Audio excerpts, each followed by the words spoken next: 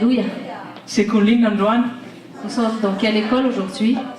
Qu'est-ce qui va se passer donc aujourd'hui? Amen. Il y aura une guérison aujourd'hui. Que soit déjà ta part pour le nom de Jésus. Amen. Amen. Je suis heureux de vous saluer aujourd'hui dans la présence de Dieu. Dis à la personne à côté de toi, tu vas recevoir quelque chose aujourd'hui. Prépare-toi. Dieu va faire de grandes choses. Amen. Amen. Androane sekoly ny fanasitranana. École de guérison. Rehefa mijery ny tantaran'i Jesosy anaty Baiboly Quand nous regardons l'histoire de Jésus dans la Bible, dia nisy fotoana Jesosy hitantsika foana fa nalanja be tao ministère ny fampianarana.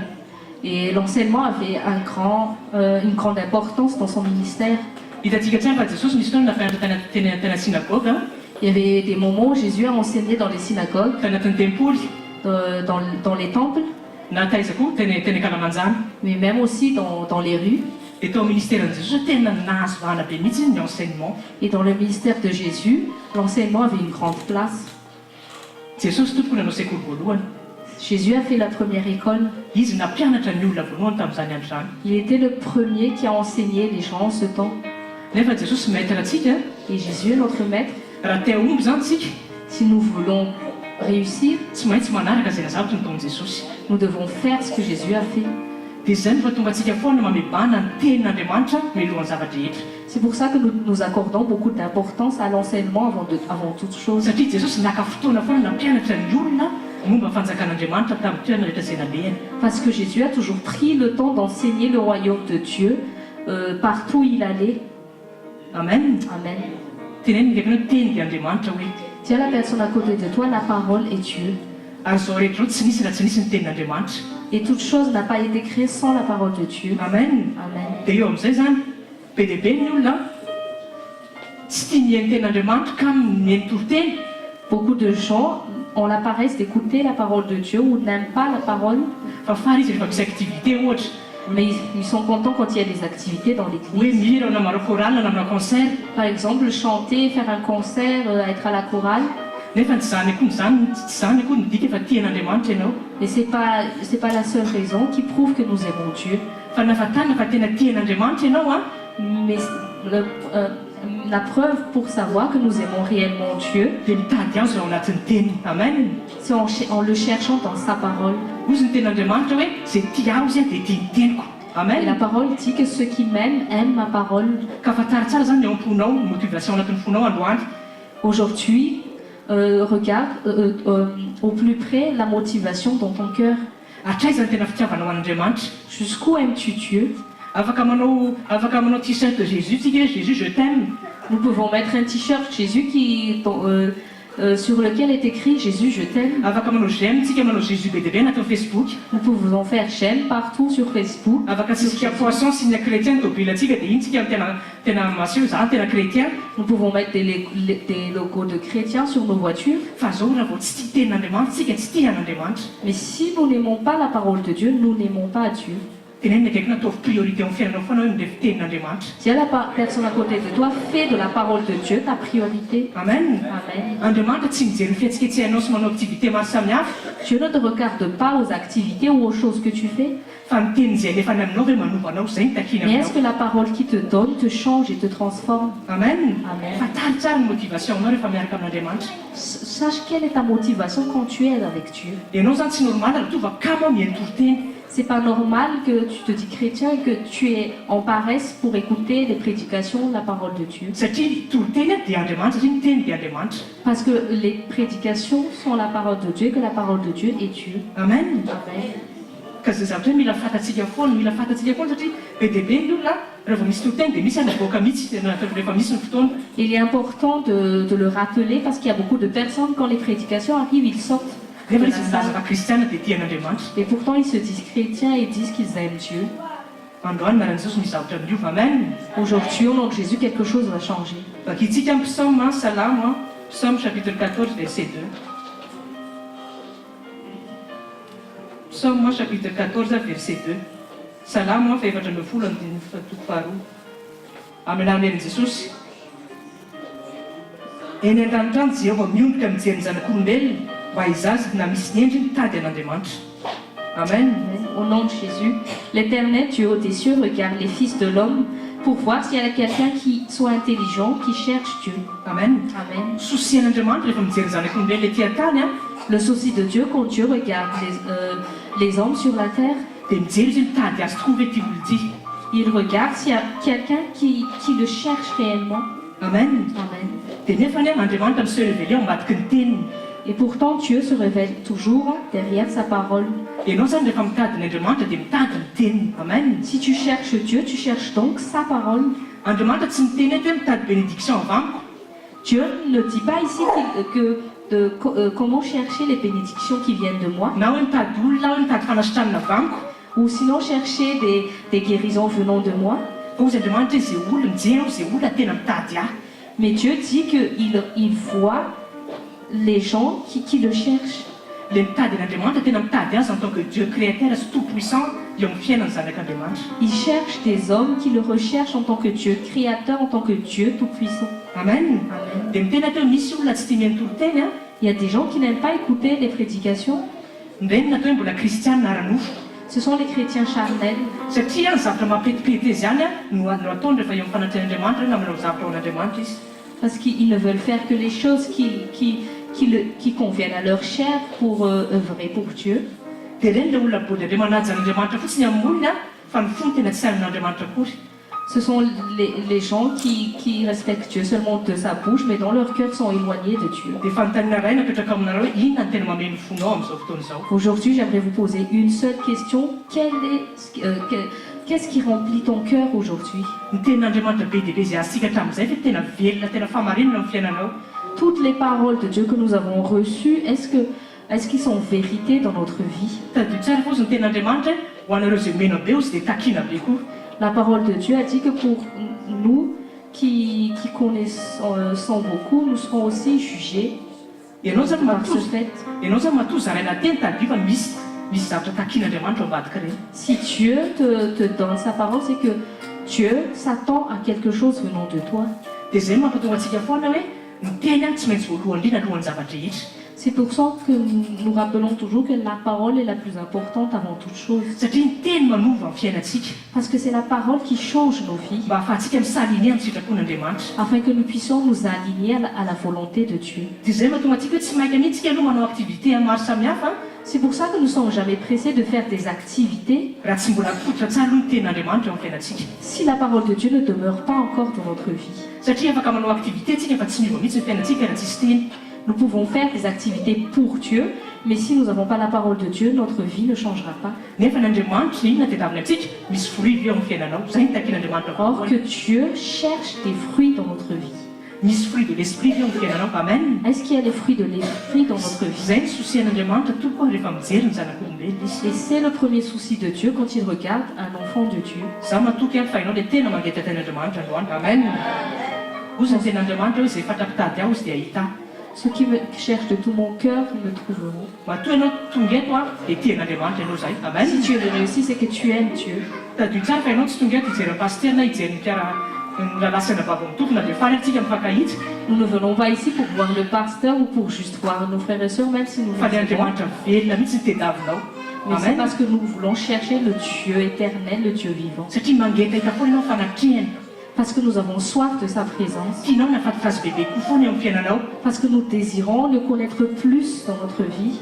Fa raha voadisy motivationtsika eo amin'ny fanatrehan'Andriamanitra Mais si notre motivation est dans l'erreur, dans la présence de Dieu, na hoe ho avy a satria mba tsisy atao. c'est comme si nous nous disons que je vais venir parce que j'ai rien à faire, Na hoe faly fotsiny hifankahita amin'ny lalasana vavy juste parce que je suis heureux de revoir tel ou tel. dia tsy aza manantena hita zavatra raha mbola zay Et ne motivation. pense pas que de recevoir quelque chose de Dieu si c'est telle est ta motivation. Zay tokony hinana foana fiomanana aloha amin'ny fanatrehan'Andriamanitra. C'est pour ça qu'il est important de se préparer avant d'entrer dans la présence de Dieu. Amen. Za matoky fa ianao le tena olona miomana be mihitsy androany. Je vois que tu es la personne qui s'est vraiment préparée Ary aujourd'hui. reo izay olona rehetra miomana dia tsy maintsy mahazo vokatra fo. Et toute personne qui sont préparées est obligée de recevoir. Amen. Amen. Jean 14 chapitre 23. Zao no toko faefatra ambin'ny folo a andiny fahatelo amby roapolo ny vakitsika anaran'i Jesosy. Jean chapitre 14 verset 23. Amin'ny anaran'i Jesosy. jesosy ka nanao taminy hoe raha misy ty ahy dia hitandrona ny teniko izy ary ndraiko ty azy ary ankao aminy zahay ka onao aminy. Jésus lui répondit, si quelqu'un m'aime, il gardera ma parole, et mon Père l'aimera, nous viendrons à lui et nous ferons notre demeure chez lui. Amen. Mbola misy définition ihany fitiavana ho an'Andriamanitra. Jésus était en train de décrire l'amour pour Dieu. Hozy Andriamanitra zay tia izy a dia mitandrina izay lazaiko ho azy mitandrina ny teniko. Si quelqu'un m'aime, il gardera ma parole. Dia rehefa tanteraka ozy izy zay a dia zasy indray hitoetra ho aminy mihitsy. Et si cela est vrai dans votre cœur, le Père et le Fils viendront demeurer au-dedans de nous. Amen. Amen. Ianao zany rehefa mametraka ny teny tena ho fiaina famarina amin'ny fiainanao, si tu mets la parole de Dieu comme vérité dans ta vie, raisinao mponina izy hoe marina eto amin'ny fiainako zany, tu le reçois avec foi que cette parole est vérité dans ta vie. dia miaraba ianao fa ianao ilay tena olona tahin'Andriamanitra. Amen. Je suis heureux de dire que tu es la personne bénie de Dieu. Ka ianao tompo azaleo mihitsy a mihaino tenin'Andriamanitra. Ne te lâche jamais de la parole de Dieu. Dia zay foana mahatonga antsika teny hoe vakio ny tenin'Andriamanitra. C'est pour ça que nous insistons toujours, médite la parole. Saintsainy ny tenin'Andriamanitra. Médite la parole. Dia iaino ny tenin'Andriamanitra. Et Amen. pratique la parole. Zay nangatan'Andriamanitra aminao voalohany indrindra. C'est ce que Dieu nous demande premièrement. Satria tian'Andriamanitra mihitsy ilay personnalité ny teny hiditra anatin'ny personnalité anao.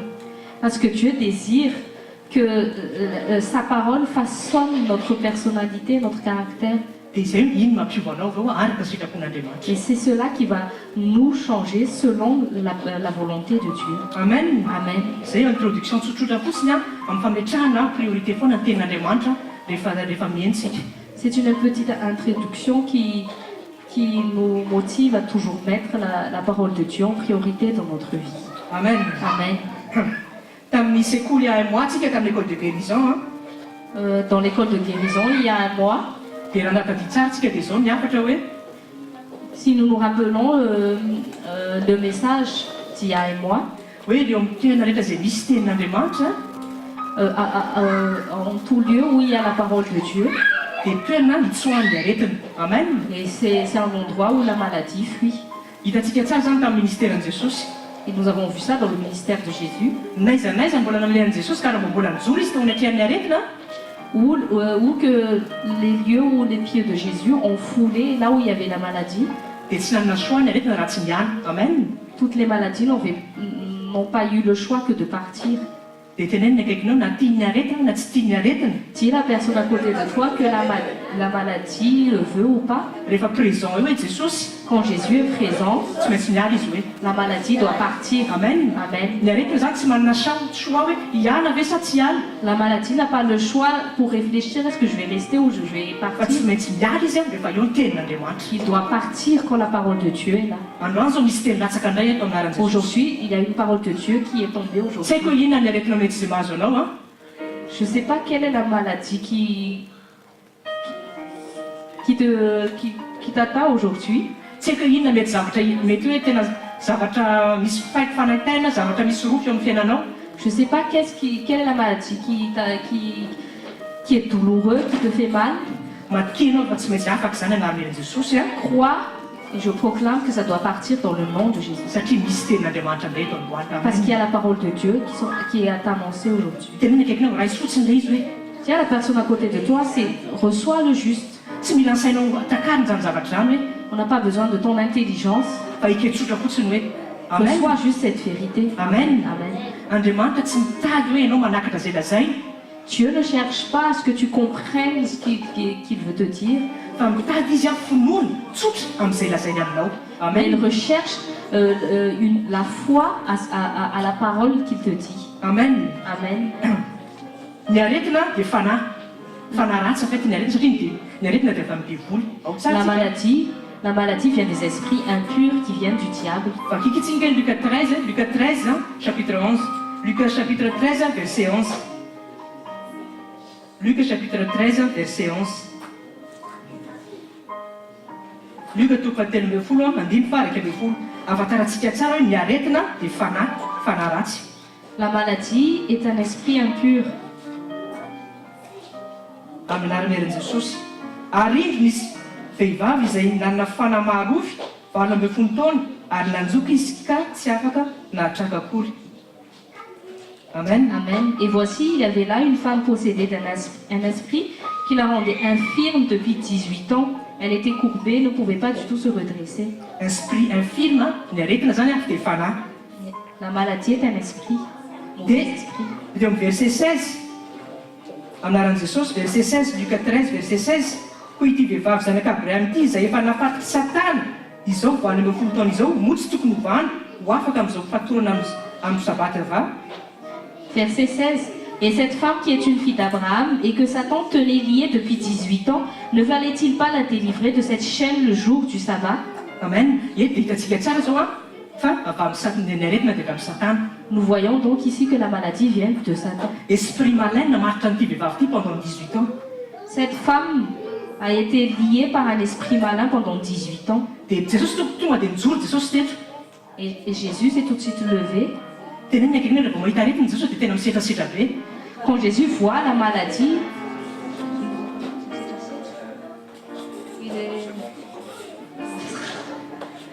misetrasetra hoe tsy tahita hoe tsy tahiady izy afa tena tonga dia ferme izy zany fasany aretina. Jésus se montre ferme devant la maladie. Il n'a pas de pitié. Dia hono izy tokony hafana izy ity vehivavy ity fa tsy normal izao zavatra zao. Jésus avait dit, mais c'est pas normal que cette femme soit malade, il faut la délivrer. Dia vao niteny fotsiny Jesosy dia afaka ilay ramatoa. Amen. C'est une seule parole, la femme a été guérie. Ianao koa manana ny attitude-n'i Jesosy rehefa misy ny aretina. Nous devons avoir la même attitude que Jésus devant les maladies. Aza mitarasika ila be hoe marary ana hoe zao mbola inona tokony atao. Ne nous attardons pas sur le fait que je suis malade, je ne peux rien faire. Na hoe mbola mitarina amin'Andriamanitra fa ahoana za marary l'Andriamanitra. Et nous nous plaignons vers Dieu comme quoi nous lui disons, mais pourquoi je suis encore malade, Seigneur? Tenenina akaikinao Andriamanitra tsy maintsy amin'ny sentiment hoe Dieu n'agit pas avec les sentiments. efa misy fahefana hoe nomeny anao. Dieu nous a donné l'autorité. Amen. Amen. Dia tenena amin'izay ny akaikinao mavoanao hoe a tenena mihitsy izy jereo masiny mavoanao indraindray. Tiens la personne à côté de toi, ton Ianao tsy problème. mandraindraikitra hoe Tu ne prends pas ta responsabilité. efa menao anany hoe fahefana. Alors que Dieu t'a déjà donné l'autorité. Amen. Androany ianao rehefa nijoro tahaka an'i Jesosy tahaka ny eo amin'ny aretina. Aujourd'hui, quand tu vas te lever devant la maladie comme Jésus, manana assurance ferme mihitsy ianao vao eo fotsiny ianao. tu as cette assurance ferme que dès que tu te lèves juste devant la maladie, dia tsy maintsy miala eo aretina io. la Amen. maladie doit partir. Ozy tonton John hoe marina ny tenin'Andriamanitra. Tonton John avait dit tout à l'heure que la parole de Dieu est vérité. Raha marina aminao ny tenin'Andriamanitra manina ary tsy ampiarinao ilay izy. Et si la parole de Dieu est vérité, mais pourquoi tu ne l'utilises pas dans ta vie? Manina isika mbola manana doute indraindray ny appliquer an'ilay izy. Pourquoi nous avons encore un doute de le pratiquer? Mavoan'izay a mavoan'izay zavatra izay mbola tsy iketsika fait ilay izy zavatra surnaturel hoe vitan'Andriamanitra marina ilay izy. Le problème, c'est que nous avons du mal à accepter le surnaturel de Dieu. Zay no mahatonga antsika foana manavao saina ao anatin'ny tenin'Andriamanitra. C'est pour ça que nous renouvelons toujours notre intelligence dans la parole de Dieu. Foanantsika mihitsy ny fisainana maha-olona sy fijery zao tontolo zao tanteraka ao anatin'ny fisainantsika.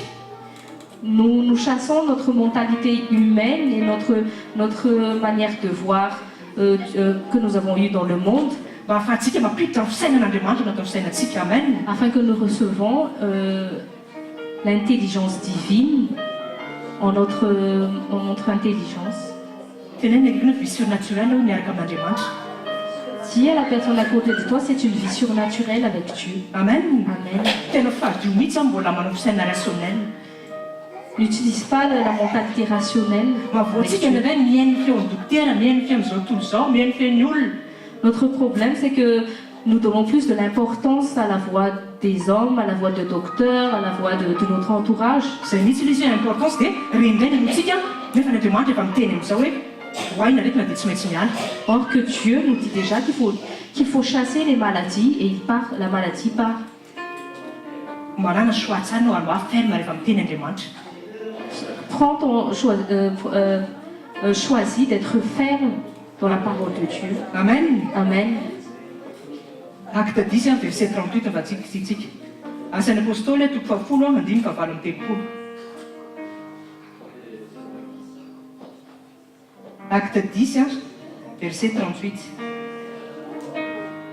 Amin'ny anarany eran'i Jesosy izay nosoran'Andriamanitra tamin'ny fanamasina sy ny hery sady nandendena nanao soa sy nahasitrana rehetra izay azo ny herin'ny voly satria Andriamanitra momba azy. Au nom de Jésus, vous savez comment Dieu a oint du Saint-Esprit et de force Jésus de Nazareth, qui allait de lieu en lieu faisant du bien et guérissant tous ceux qui étaient sous l'empire du diable, car Dieu était avec lui. Amen. Amen. Zay teneniko tamin'ny moi andreo Jesosy tsy tia aretiny zany raha vao mahita aretiny. Jésus est la maladie. Quand il voit la maladie, il ne peut le supporter. Tsy manaiky zany izy raha vao misy aretiny amin'ny fiainanao.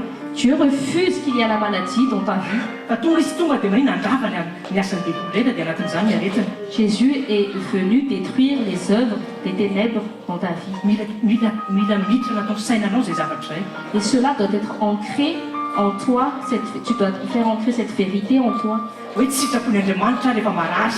Que ce n'est pas la volonté de Dieu que je sois malade. Satria izy efa mitondra ny rovoka rehetra. Parce que Jésus a déjà porté nos maladies, nos souffrances. Raha tokony nararintsika izy nefa rary lalaontsika. Si nous sommes malades, Jésus a déjà été malade à notre place. Amen. Amen. Zany hoe Jesosy zany maty antoka mihitsy mba ahafahantsika misitraka fanasitrahana. Amen. Jésus a vraiment souffert, Jésus a porté la maladie pour que nous jouissons de la santé divine, pour que nous jouissons de la guérison. Ka ny fanasitrahana tompo efa averintsika foana tsy zavatra angatahany fa zavatra efa vita. La guérison n'est pas une requête, mais c'est une promesse que nous recevons juste par la foi. Rehefa misy marary zany tena tokony tsy mibavaka fotsiny fa raisina fotsiny le satria akte efa vitan'i Jesosy le izy. Donc s'il y a la maladie, nous ne demandons pas à Dieu de nous guérir, mais nous recevons la guérison avec foi. Mila tsy hafanao anaty mihitsy hoe efa vitan'i Jesosy ny momba rehetra. Nous devons vraiment prendre conscience que toute chose a été accomplie par Jésus. Zay fahatsapatena zay conviction ferme zay tian'Andriamanitra hita aminao. Dieu veut voir cette conviction, cette prise de conscience au-dedans de nous. Fa rehefa hitan'izay tonga izy dia afaka anasitrananao eny eo. Amen. Et quand il voit ça, il vient de suite pour te guérir. Amen. Amen. Ka fanasitrananao tompoka efa vita. Amen. Ta guérison a déjà été accomplie. Ka mety misy indray mety misy marary. Peut-être que parfois nous pouvons tomber malades. Fa raisy no fahasoavan'Andriamanitra. Amen. Mais reçois la grâce de Dieu. Satria efa maty ho anao Jesosy. Parce que Jésus a déjà été mort. Efa kapohana izy mba hanovanao fanasitranana. Il a été frappé pour que tu hérites la guérison. Amen. Amen. Hoy izy atao hoe fanomen'Andriamanitra fahefansika. Dieu nous a donné l'autorité. Dia hoy izy atao koa ny aretina dia fanaratsy ny aretina. La maladie est un esprit impur. Nefa ny Jean 6:63 fandarana sy fanasiana iarahantsika isaka alarobia teny koa izy Andriamanitra dia fanasy fiainana. Dans Jean 6:63, notre émission de chaque mercredi, qui dit que la parole de Dieu est esprit et vie. Rehefa baikoinao amin'ny fanasy fiainana ny fanaratsy io tsy maintsy miala anaran'i Jesosy. Quand tu ordonnes aux esprits impurs par la parole de Dieu qui est esprit et vie, la maladie doit partir. Satria tsisy afaka famaizina zany mitoetra rehefa tonga amin'ny fahazavana. Parce que les ténèbres ne peuvent pas demeurer là où il y a la lumière. Fa ianao mila mandray ndraiky teny ndraiky mila mandray ndraiky ianao. Dis à la personne à côté de toi, tu dois prendre tes responsabilités. Luc chapitre 21 verset 15. Inona ny efa nomen'Andriamanitra anao? Luc chapitre 21 verset 15.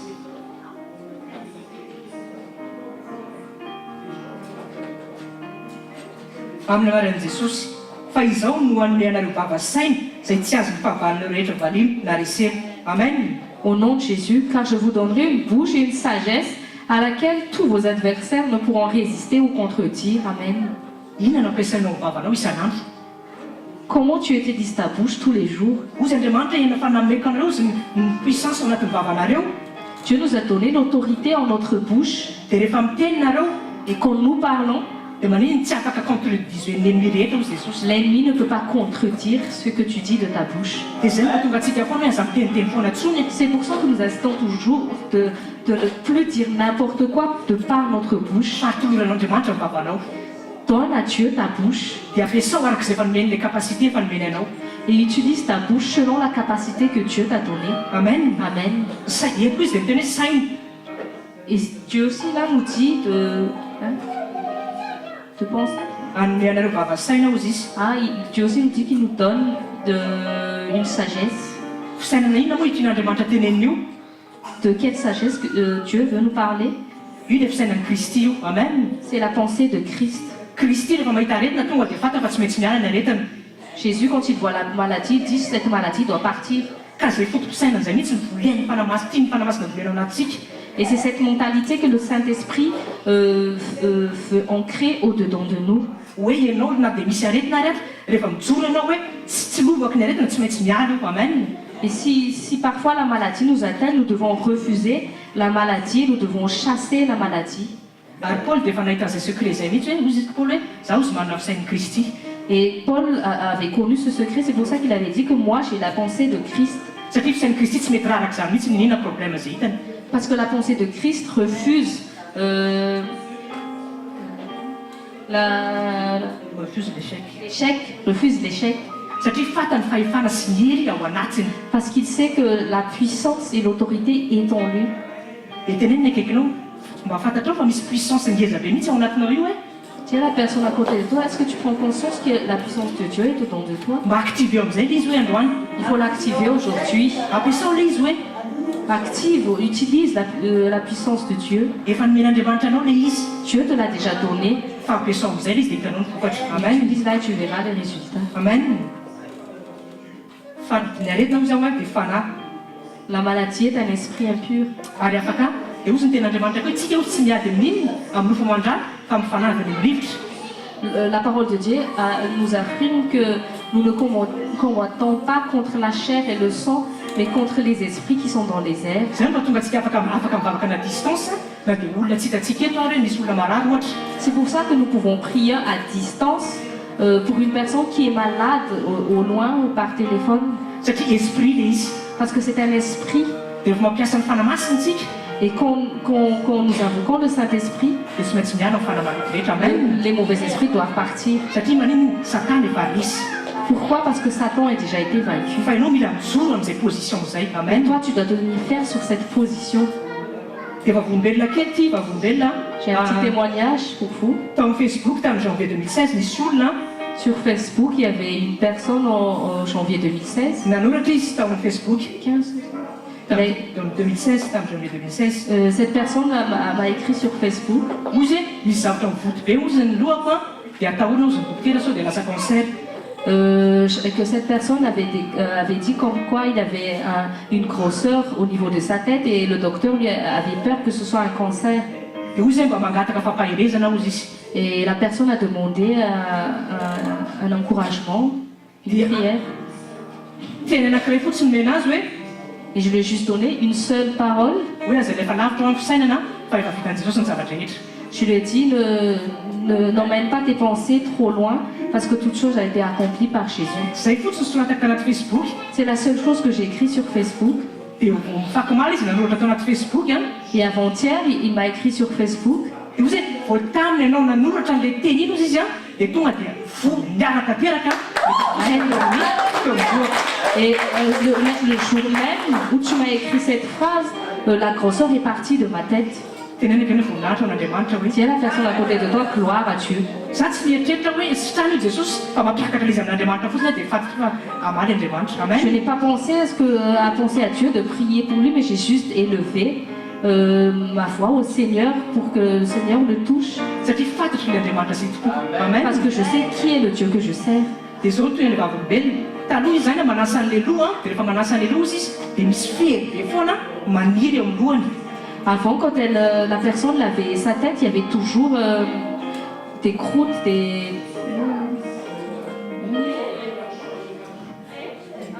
plaies. Il y avait des plaies sur sa tête. Fa rehefa vao nandray an'ilay teny aho izy a Mais quand j'ai reçu la parole, dia nanasa ny lohako comme d'habitude ihany j'ai lavé ma tête comme d'habitude. fa tsy nisy nana intsony za lasa tena madio be le front.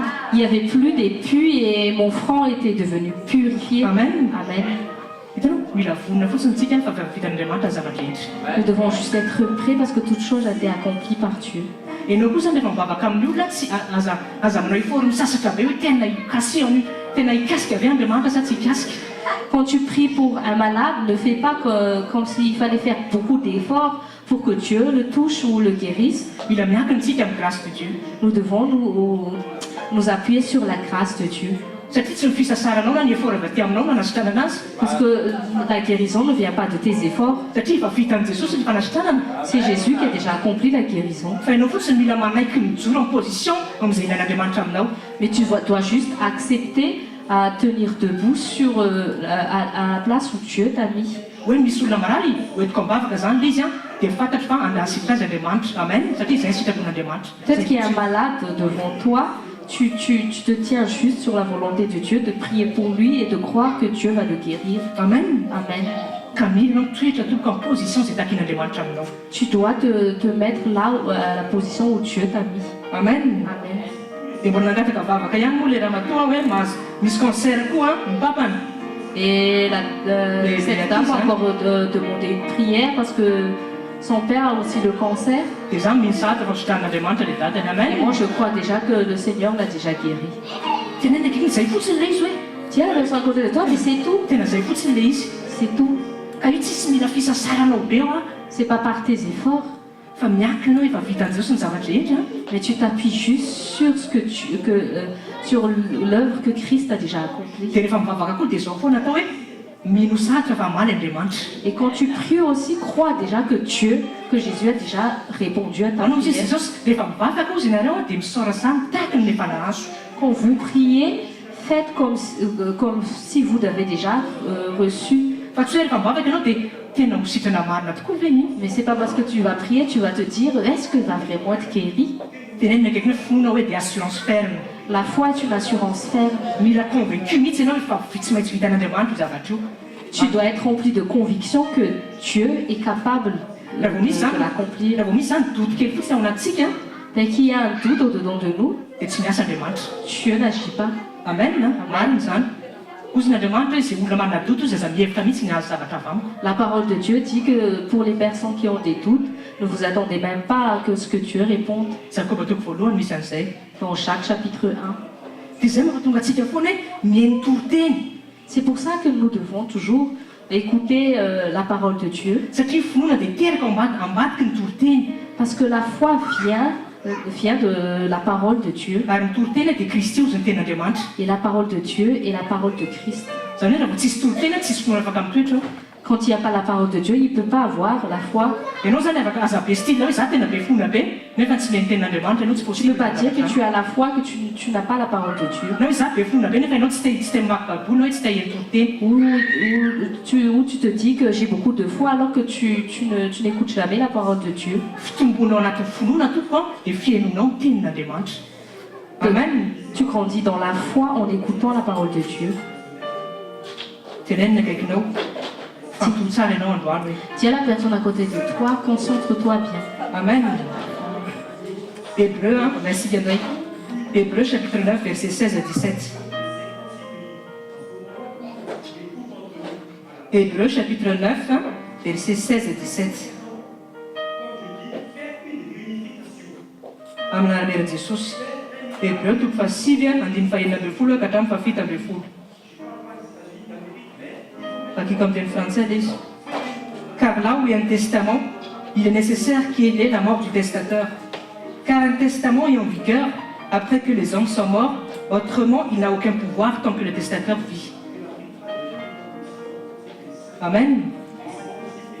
Ny testament, mazay tokoa ny définition ny testament. Ohatra zao hoe misy olona maty, Aussi, il y a quelqu'un qui est mort. dia tsy afaka mandova mihitsy ny taranany. Les héritiers ne peuvent pas Tsy hériter. afaka mandova ny héritage. Tsy afaka mandova ny héritage raha tsy maty le olona. Le ohatrany hoe ray aman-dreny zany dia tsy afaka mandova mihitsy le zanany raha tsy maty le ray aman-dreny.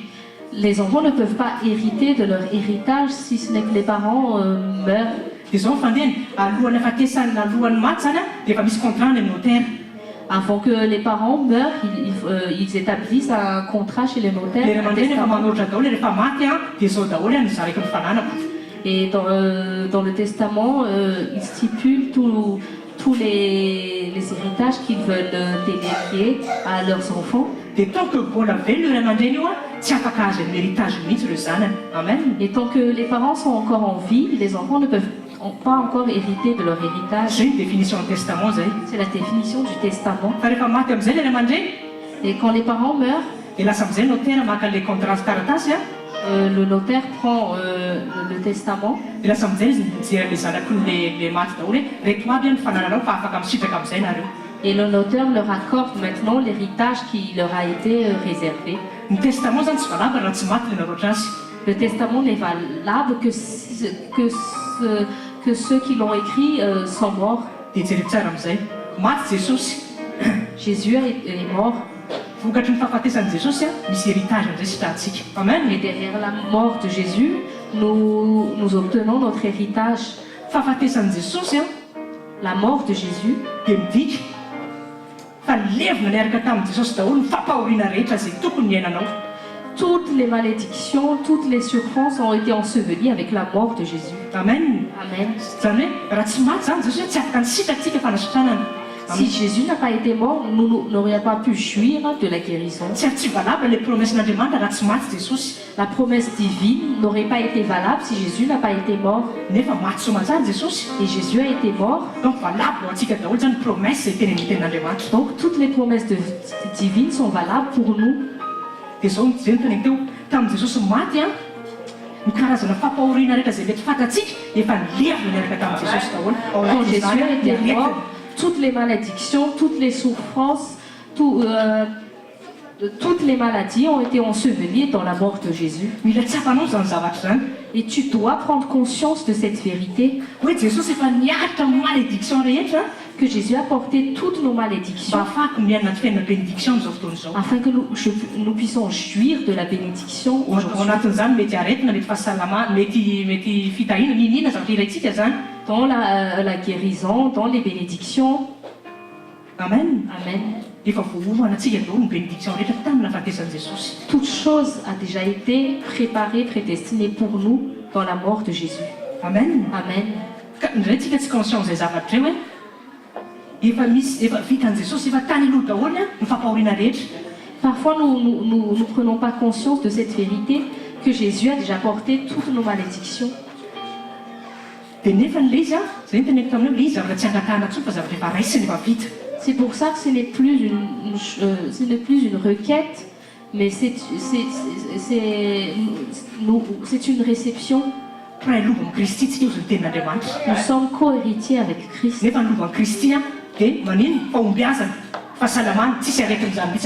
l'héritage qui vient de Christ, c'est la guérison, c'est la bénédiction. Il n'y a plus de malédiction, il n'y a plus de maladie, il n'y a plus de la pauvreté. Aujourd'hui, ouvre les yeux de ton cœur et reçois cette vérité que tu n'es pas là pour être malade. Refuse la maladie à partir d'aujourd'hui. Ce n'est plus ton héritage. La maladie a été ensevelie dans la mort de Christ. Et ton héritage est la guérison. Nous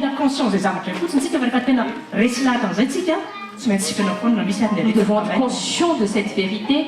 Quand cette vérité est ancrée dans notre cœur, la maladie n'a plus de pouvoir sur nous. C'est pour ça que nous sommes des personnes vraiment qui font la différence au milieu du monde. Depuis le jour où nous avons reçu le Seigneur, notre vie n'est plus normale. Ta vie n'est pas comme la vie des païens qui ne croient pas en Dieu. Tu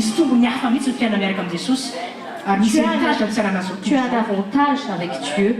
Qui a la personne à côté de toi? Tu es une personne extraordinaire. Ta vie est une vision naturelle. La personne est différente. Sois conscient. Ne compare pas ta vie à la vie des personnes qui sont à côté de toi. Amen. Amen. Quand nous avons reçu le Seigneur, nous ne venons plus du monde. Vous n'êtes plus du monde. Vous n'êtes plus du monde. Nous venons du ciel. Si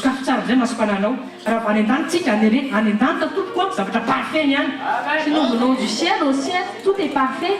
Il n'y a pas la maladie. Et la parole de Dieu dit comme au ciel, sur la terre. S'il n'y a pas la maladie dans le ciel, refuse la maladie aussi dans ton corps. Amen. Amen. Reste dans le nom de Jésus.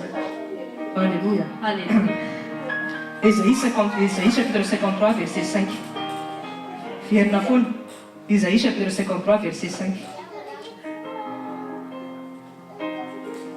verset fantatsika loatra momba fanasitranana.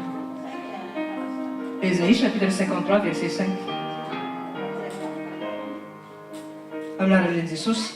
Nefa izy dia voalefina no fahazoantsika sy ny tolotoloana no ny helintsika. No fampijaliana nahazoantsika, ny fampijaliana nahazoantsika fiavahana no namelana azy. Amen. Mais il était blessé pour nos péchés, brisé pour nos iniquités. Le châtiment qui nous donne la paix tombait sur lui, et c'est par ses meurtrissures que nous sommes guéris. Amen. Jésus a déjà été frappé pour que nous héritons la guérison. Le monde ne connaît pas cette vérité. Mais toi, enfant de Dieu, tu connais cette vérité. Donc tu as un héritage que les gens du monde n'ont pas. Les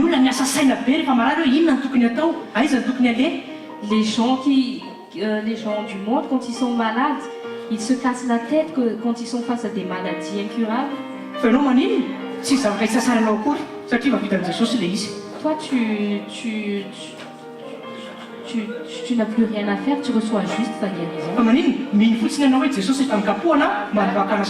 Tu crois seulement que Jésus a déjà porté ta maladie et que tu reçois ta guérison. Amen.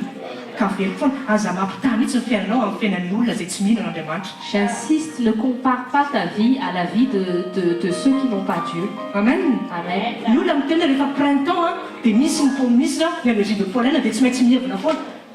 Il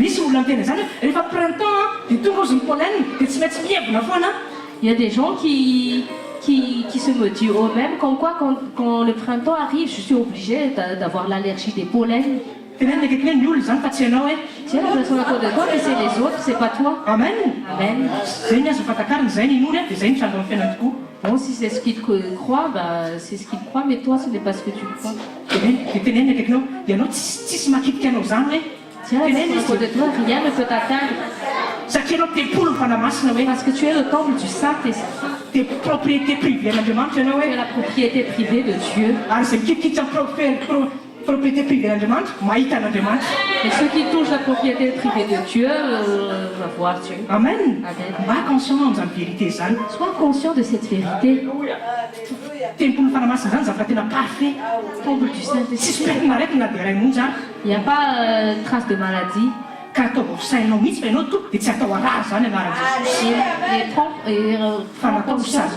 pas fait pour être malade, tu es fait pour être en bonne santé. Amen. Amen. Tonton John a témoigné comme quoi depuis 10 ans, il n'a plus jamais été malade. Nous pouvons jouir de cette santé divine aussi. Parce que nous croyons à la vérité et les promesses de Dieu.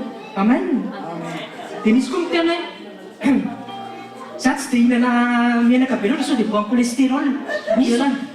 Il y en a qui disent oh, je ne vais pas manger de l'huile parce qu'il y a du cholestérol. Ou que ma tension va être élevée. Pourquoi tu insistes que quand tu prends de l'huile, tu vas avoir le cholestérol?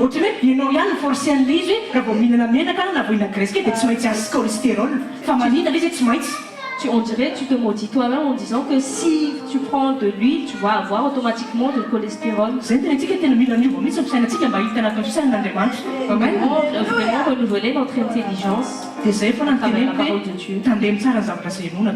Faites attention aux choses que vous dites. Faites attention aux choses que les gens disent.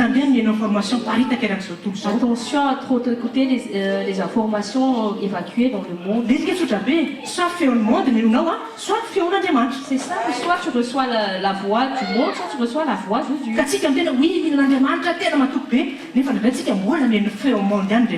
Nous disons oui, j'ai foi en Dieu, je crois en Dieu, mais la plupart du temps, nous donnons plus d'importance à la voix du monde. Tu dois faire un choix ferme. Que la parole de Dieu seule est vérité dans ma vie. Et la parole de Dieu seule est plus importante.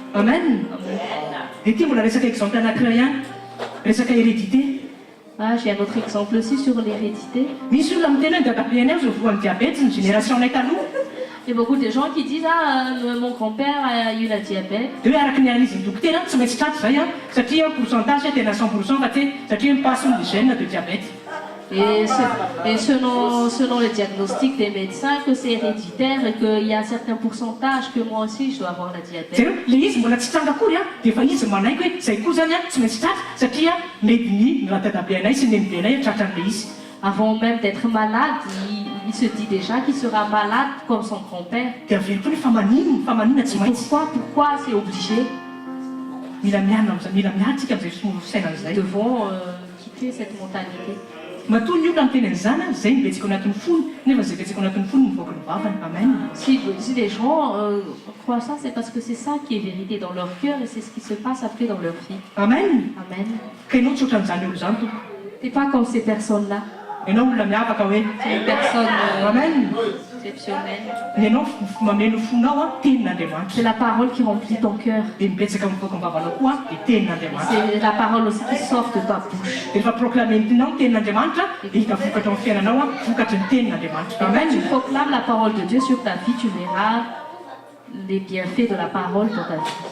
Ka ianao aza mieritreritra zany tsony hoe misy hérédité aretina tahaka izao ny hérédité zay lovanay tany amin'ny dadabeanay sy bebeanay tany tapaka miosina rehetra anaran'i Jesosy. Dans le nom de Efa Jésus, tapaka amin'ny malédiction a nous brisons tous les liens de tamin'i Jesosy daholo ny fampaolina sy ny aretina rehetra. Ka aza manaiky an'izany resaka refuse aretina ces hérédité zany hérédités tsony. de maladie héréditaire. Tenenina akaikinao ny rahan'i Jesosy ny krina ao anatinao. Si la personne de toi, le sang de Jésus coule en toi. Ary ianao taminao indray Jesosy ny ADN ny Jesosy misy ny ADN anao.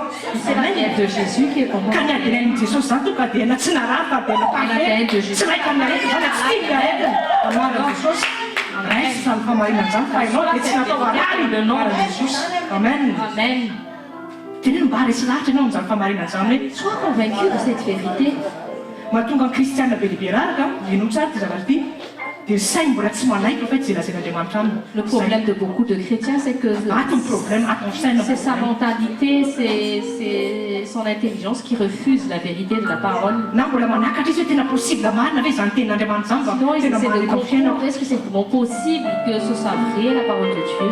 Na mbola incrédule tena incrédule mihitsy izy miara dia l'incrédulité androany anareo. Je passe l'esprit d'incrédulité aujourd'hui dans le nom de Jésus. Manano assurance ferme hoe i marina ny tenin'Andriamanitra ary marina amin'ny fiainako zay lazain'Andriamanitra. Et cette assurance ferme que la parole de Dieu est vérité. Tenenina akaikiny hoe ny fisainana hoe ny sakana. Si la personne à côté de toi, c'est Io, ton la sacre, intelligence, ton obstacle. Ka zay efa tonga amin'ny Paoly miteny foana hoe avaozy sainareo. C'est pour ça que Paul insiste, renouvelle l'intelligence. Mila manavao mila manana fisain'i Kristy tsika Nous to. devons avoir la pensée de Christ. Amen. Amen. Dia ny olona raraka amin'ny fiainana dia olona raraka amin'ny fisainana. Et les gens qui sont dans l'échec, ce sont les gens qui sont dans l'échec dans leurs pensées. Amen.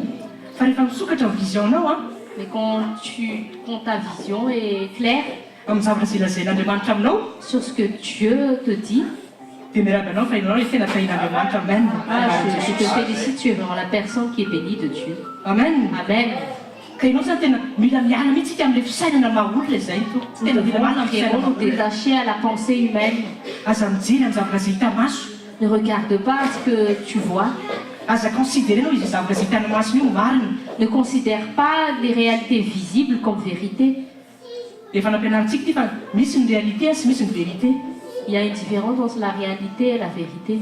Ny réalité ohatra hoe misy ny aretina hoe misy réalité hita maso misy ny Oui, la aretina. réalité, c'est par exemple qu'il y a les maladies, Fa ny réalité toko tsy voatery vérité amin'ny fiainanao. mais la réalité n'est pas obligée d'être vérité dans ta vie. Ny vérité aminao a inona ny vérité amin'ny fiainanao?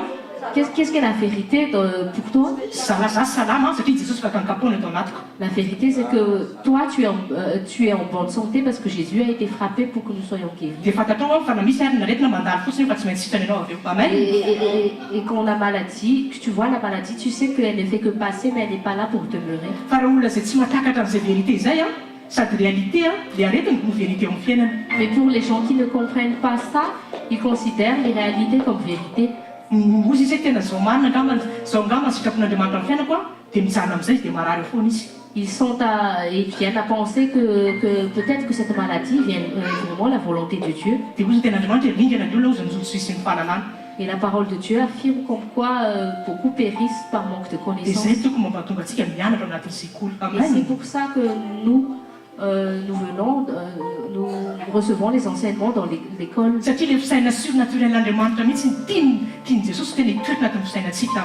Parce que Jésus veut que nous ayons cette pensée surnaturelle, cette pensée divine. Que notre vie est une vie de miracle tous les jours. Amen. Amen.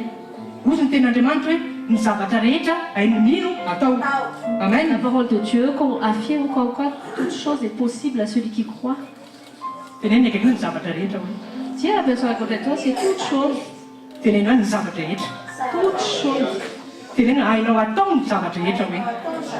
faire toute chose si tu crois. Amen. Amen. Quand tu crois, toutes les impossibilités deviennent possibles pour toi. Peut-être que à la vue des hommes, cela t'est impossible.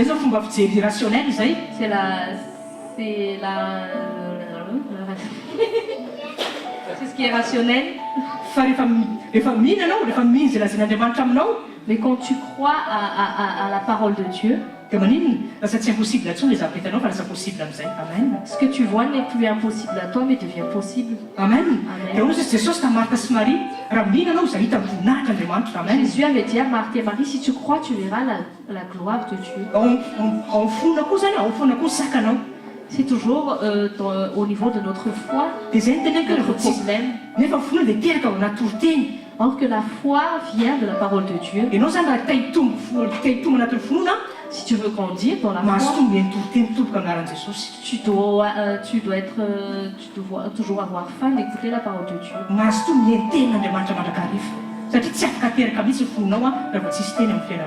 Aime la parole de Dieu. Est-ce que tu crois que Dieu peut faire des choses au-delà de ce que tu puisses penser? Amen. Amen. Pour que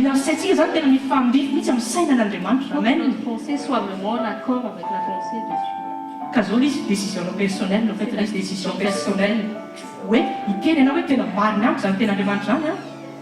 convaincu fa tena raha voapiatra an'ilay izy dia tena iseho ny vokatra. Raha vao anao an'izay ianao, raha tena mino an'izay, tu es convaincu, tu verras les effets, les bienfaits de la parole de Dieu. Amen. Amen. Dia izay dia rehefa misy ny aretina, dia ilaintsika mbola mihaino be dia be foana ny avian'ny dokotera. Quand la maladie arrive, parfois nous écoutons plus le docteur. Le docteur mety miteny tsisy fikatsony le cancer io fa stade terminal. Le docteur te dit il n'y a plus de solution, c'est un cancer stade terminal. Nefa anao milazava kristiana. Alors que tu te dis chrétien, ianao mino ny tenin'Andriamanitra, hain'ny olona rehetra, hainy mino ny zavatra rehetra, possible ny zavatra rehetra. Tu dis que tu crois la parole qui dit que tout est possible à celui qui croit. Koa mahino anao tonga dia mikoroka fa maheno fitenin'ny dokotera zavatra tahaka izany. Pourquoi tu es tout de suite déstabilisé dès que tu entends la voix du docteur qui dit que c'est fini pour toi? Fa maninona mba raisinao amin'izay ilay tenin'Andriamanitra izay omenanao isan'andro. Pourquoi ne prends pas tu tout de suite la parole de Dieu que tu écoutes tous les jours? Fanao mampahatonga ny olona tsy mahazokatra koa dia taraiky izy ara-potoana, taraiky ny réaction rehefa misy tenin'Andriamanitra latsaka. Le problème de nombreux chrétiens aussi, c'est qu'ils sont en retard dans leur réception de la parole de Dieu. Fa izay zavatra tena voleao anaty mihitsy hoe tena zavatra rehetra tena tenin'Andriamanitra any marina eto amin'ny fiainako. Tu dois vraiment prendre conscience et te dire en toi-même que seule la parole de Dieu est vérité pour toi. Ka ninina tenen'ny dokotera, ninina tenen'izao tontolo izao, ninina tenen'ny olona. Qu'importe ce que le docteur puisse te dire, qu'importe ce que ton entourage puisse te dire, tsisy raha mahiko an'izany. Tu t'en fiches, tu ne prends pas en compte. Fa fantatra tenin'Andriamanitra ihany marina eto amin'ny fiainako. Amen. En prenant comme vérité que la parole de Dieu. Dia zay no mahatonga Paul miteny hoe mila manana fieritreretana madio tsika. C'est pour ça que Paul nous dit que nous devons avoir une pensée pure. Mila manana fisainana madio. Nous devons avoir une mentalité pure. Le fisainana madio a fisainana tsy miteny hoe sao dia marary na misy an'izao, sao dia izao. Tenenina akaikinao isory amin'izay manomboka izao tia miteny hoe sao dia izao ty hoe. Enlève de ta bouche tsy finoana zany, tenena hoe tena tsy finoana zany. Si ce n'est pas la foi. Amen. Fa mba ferme rehetra rehefa misy ny tenin'Andriamanitra hoe izao no lazaiko aminao a. Soyez ferme sur la parole de Dieu. andriamanitra zany tena zay tena vidivina surnaturel mihitsy miaraka aminy Avec Dieu, c'est une vision naturelle et une vie ka divine. andriamanitra tiany okatra visiontsika mba hifanaraka amin'izay lazainy Et Dieu veut élargir notre vision afin que nous nous accordons à sa parole. dia jereo amin'izay ny tantaran'ny abraham jereo amin'izay ny tantaran'ny abraham Regardons l'histoire d'Abraham. ozy andriamanitra tamin'ny abraham abraham mety efa 75 ans ianao a mety efa papi be ianao Peut-être que tu as dit à Abraham, oui, tu as 75 ans, oui, tu es un grand-papy maintenant. mety efa papi pause mihitsy any ianao izy Tu es un papy pause maintenant. efa tena hoe amin'ny maha olona zany tena tsy possible atsony ianao mbola anataranaka Scientifiquement parlant, ce n'est plus possible que tu aies encore un enfant. ozy andriamanitra hoe za manana programme hafa ho anao Mais Dieu lui a dit que j'ai un programme pour toi, Abraham. dia ozy andriamanitra tamin'ny abrahama hoe ataoko ohatra mikitana ozy ny taranaka ao Et Dieu avait dit à Abraham comme quoi il allait lui donner une descendance au nombre des étoiles. fa alohan'ny teny andriamanitra an'izay a misy zavatra nasaina nataony ny tenenan'ny abrahama Mais avant que Dieu accomplisse ses promesses, il a d'abord demandé à Abraham de faire des choses. ozy andriamanitra tamin'ny abrahama hoe lehilahy anao aloha tao akarana tao mitarana zay nisy azy zany Dieu lui a demandé à Abraham de quitter le pays de son père. dia raha raisitsika amin'ny ara-panahy zay a dia karana dia zao karana zatra loatra abrahama tao akarana fotom-pisain'ny abrahama efa tena tonto loatra tao akana karan foana Et sur le domaine spirituel, Charan représentait le confort, la mentalité humaine, les habitudes humaines qu'Abraham avait. Abraham était tena moa fermé. abrahama efa rotina loatra amin'ny fiainany tao amin'ny tana zay nisy azy a tsy izy tsy nanana fanantenana ntsony mbola azo taranaka Abraham était coincé dans sa routine, dans son mode de vie, dans sa logique. Il ne pouvait même plus espérer d'avoir des enfants. dia zay no nampatoran'andriamanitra amin'ny teny hoe nialanao amin'ny état spirituel io ao abrahama fa hoetika ny midingana vaovao fa za afaka amin'ny zavatra impossible amaha olona fa possible rehefa za miasa Et Dieu a demandé à Abraham de quitter cet état d'esprit état d'esprit infertile et Dieu lui a promis de le mener dans une nouvelle dimension de la possibilité, de l'accomplissement de la possibilité. satria tonto loatra amin'ny fisain'ny abrahama tao amin'ny tanan'izay nisy azy io Parce que la pensée d'Abraham était infertile à Charan. tena zany tena fa izy tsy nanana fanentana zany ntsony mbola possible ve za rehefa grand-père ty mbola nanjanaka zany Abraham ne pouvait même plus espérer en ses pensées qu'un jour il puisse être papa. fa zay état zay ny asoan'andriamanitra zay no mahatongan'andriamanitra nanositra azy atao akarana amen Et Dieu a ôté cet état d'esprit incrédule d'Abraham. dia ozy andriamanitra amizay matsiny abrahama abrahama limité ny visionao fa mialanao atao akarana Et Dieu a dit à Abraham, ta vision est limitée, je te demande de quitter ton pays. dia ozy izy dia ozy teo jereo amizay le izy dia navoaka n'andriamanitra teny tokotany amizay aby abrahama Et Dieu lui a demandé de sortir. dia ozy andriamanitra tamin'ny abrahama hoe lève les yeux Et Dieu lui a demandé de lever les yeux.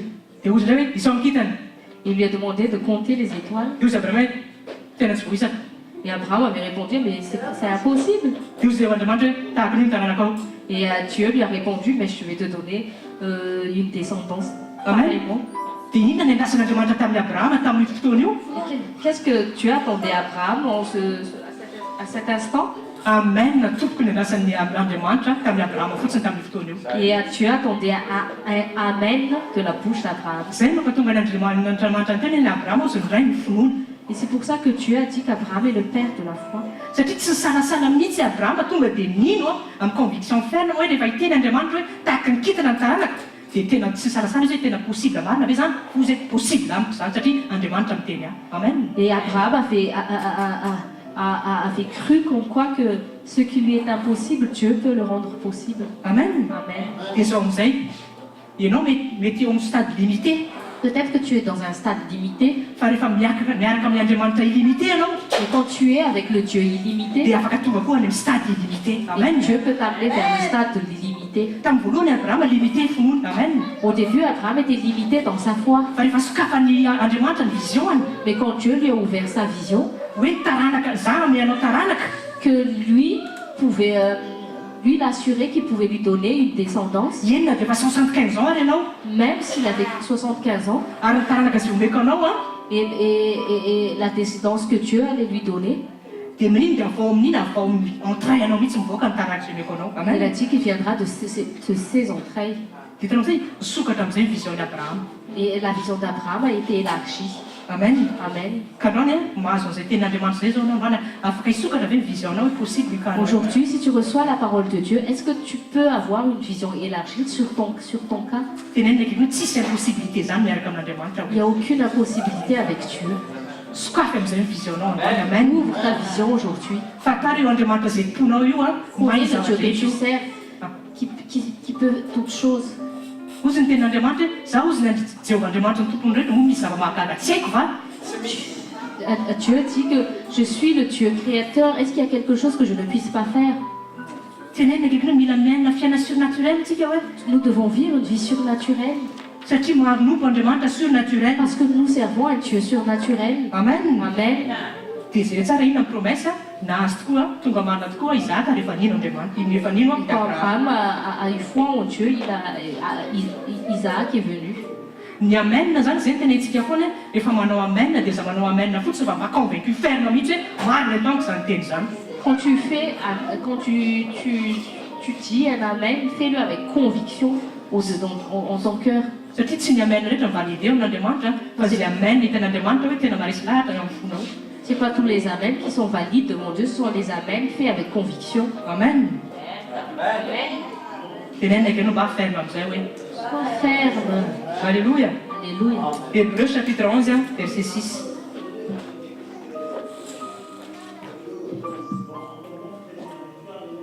Hébreux chapitre 11 verset 6.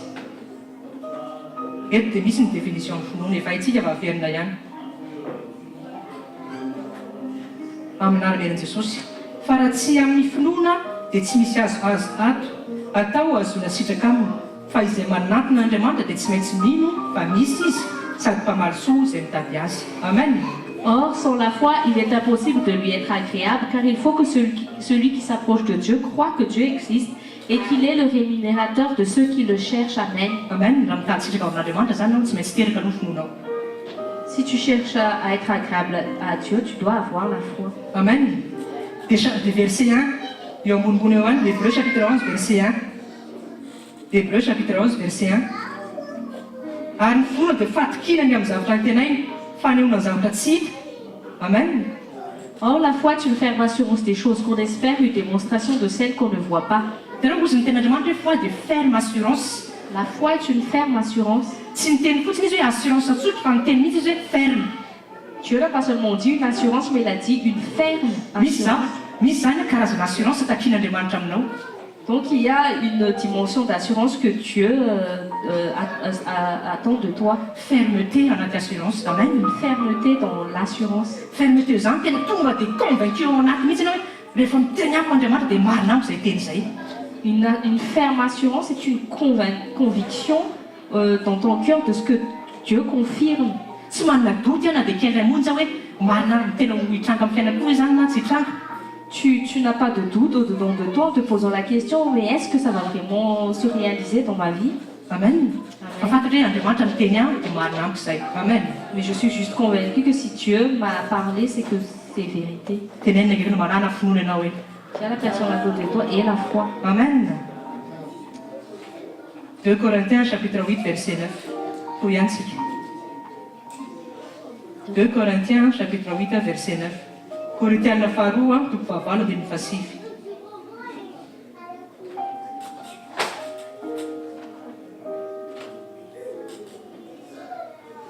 Deux Corinthiens chapitre 8 verset 9. Amin'ny anaran'i Jesosy. Fa fantatrareo ny fahasoavan'i Jesosy Kristy tombontsika fa na dia nanankarena azy izy dia tonga malahelo noho ny aminareo mba hampanankarena anareo ny alahelo. Amen. Car vous connaissez la grâce de notre Seigneur Jésus-Christ, qui pour vous s'est fait pauvre, de riche qu'il était, afin que par sa pauvreté vous fussiez enrichis. Matetika tsika rehefa maka ny verset io dia amin'ny prospérité. Habituellement, nous disons ce verset pour la prospérité. Fa io verset io toko dia valable mihitsy amin'ny domaine rehetrarehetra. Mais ce verset est valable dans tous les domaines.